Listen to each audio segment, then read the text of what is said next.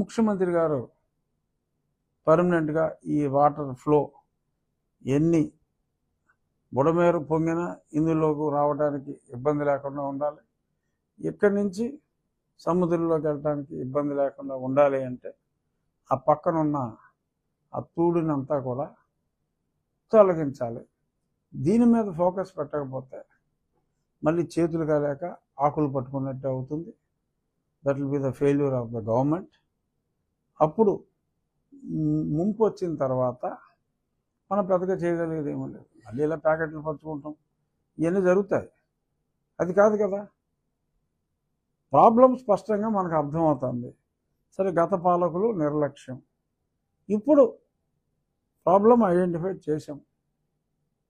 మా పాలకులు, మా మంత్రి గారు లక్కీగా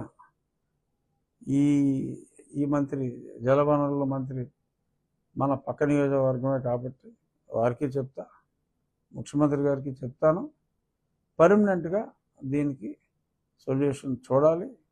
ఆయన చూస్తారు.